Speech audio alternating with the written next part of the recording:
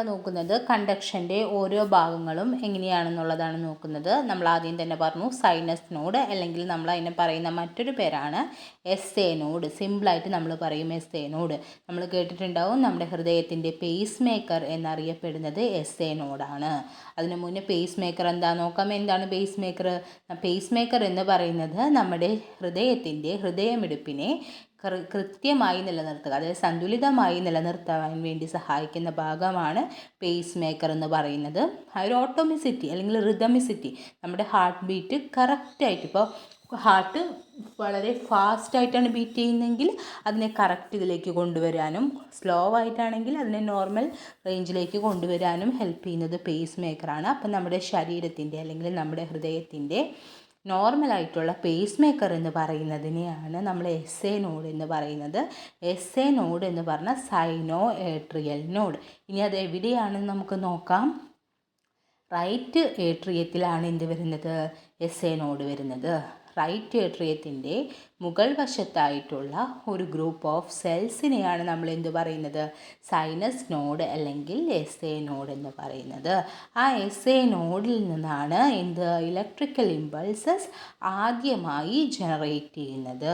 ആ electrical impulses എങ്ങനെയാണ് നമുക്കറിയാം. ഇലക്ട്രിസിറ്റി, കറണ്ട് എങ്ങനെയാണ് പാസ് ചെയ്യുന്നത്? ഒരു വയറിൽ നിന്ന് ഒരറ്റത്ത് നിന്ന് കണ്ടിന്യൂസ് ആയിട്ട് എന്താണ് ഇലക്ട്രിസിറ്റി പാസ് ചെയ്ത് പോവുകയല്ലേ? അതുപോലെയാണ് എസ് എ നോഡിൽ ഇലക്ട്രിക്കൽ ഇമ്പൾസസ് ജനറേറ്റ് ആയിക്കഴിഞ്ഞാൽ അത് അവിടെ തന്നെ നിൽക്കുകയല്ല. അതിനെന്ത് ചെയ്യണം? കണ്ടക്ട് ചെയ്യണം. അത് കണ്ടിന്യൂസ് ആയിട്ട് പാസ് ചെയ്ത് പോകണം. അപ്പോൾ എസ് എ നോഡിൽ നിന്ന് എങ്ങോട്ട്? എ വി നോഡിലേക്ക് എന്തെത്തുന്നു? ഈ ഇലക്ട്രിക്കൽ ഇമ്പൾസസ് എത്തുന്നു.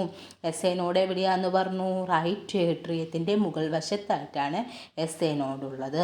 അപ്പോൾ എ വി നോഡ് റൈറ്റ് ഏട്രിയത്തിൻ്റെ താഴ്വശത്തായിട്ട്, അതായത് റൈറ്റ് ഏട്രിയത്തിനെയും റൈറ്റ് വെൻട്രിക്കിളിനെയും സെപ്പറേറ്റ് ചെയ്യുന്ന ട്രൈക്കസ്പിഡ് വാൽവിൻ്റെ അരികത്തായിട്ട് റൈറ്റ് ഏട്രിയത്തിന് താഴെയായിട്ടാണ് എന്ത് കാണുന്നത്? ആട്രിയോ വെൻട്രിക്കുലാർ നോഡ് അല്ലെങ്കിൽ എ വി നോഡ് കാണുന്നത്. ആ എ വി നോഡിന് ഇതുപോലെ തന്നെ എസ് എ നോഡ് പോലെ തന്നെ എന്തുണ്ട്? കുറച്ച് ഫങ്ഷൻസ് ഉണ്ട്. അപ്പോൾ ഈ എസ് എ നോഡിൽ നിന്ന് എ വി നോഡിലേക്ക് ഇലക്ട്രിക്കൽ ഇമ്പൾസസ് എത്തുമ്പോഴാണ് എന്ത്? ആ റൈറ്റ് ഏട്രിയത്തിൽ ബ്ലഡ് വന്ന് നിറയുന്നതും. ഇനി ആ എ വി നോഡിൽ നിന്ന് ഇമ്പൾസസ് താഴേക്ക് പോകുമ്പോഴാണ് ആ ബ്ലഡ് എങ്ങോട്ട് എത്തുന്നത്? റൈറ്റ് വെൻട്രിക്കിളിലേക്ക് എത്തുന്നത്. അപ്പോൾ ഒരു ഇലക്ട്രിക്കൽ ഇമ്പൾസസിൻ്റെ ട്രാൻസ്മിഷൻ വഴിയാണ് ഹൃദയത്തിൽ രക്തം പ്രോപ്പറായിട്ടുള്ള, അതായത് കൃത്യമായ രീതിയിൽ പമ്പ് ചെയ്തു പോകുന്നത്. അപ്പോൾ നമ്മൾ പറഞ്ഞു എസ് എ നോഡിൽ നിന്ന് എ വി നോഡിലേക്ക് ഇലക്ട്രിക്കൽ ഇമ്പൾസസ് വന്നു. റൈറ്റ് ഏട്രിയത്തിൽ നിന്ന് റൈറ്റ് വെൻട്രിക്കിളിലേക്ക് ബ്ലഡ് പമ്പ് ചെയ്യുന്നത് കറക്റ്റായിട്ട് നിലനിർത്തുന്നത് എ വി നോഡാണ്. അതുപോലെ ഹൃദയത്തിൻ്റെ നിരക്ക്, ഹാർട്ട് ബീറ്റിൻ്റെ റേറ്റ് കൃത്യമായ രീതിയിൽ നിലനിർത്തി കൊണ്ടുപോകുന്നത് എ വി നോഡാണ്. എസ് എ നോഡിന് പേസ് മേക്കർ ഫംഗ്ഷൻ ഉണ്ട്.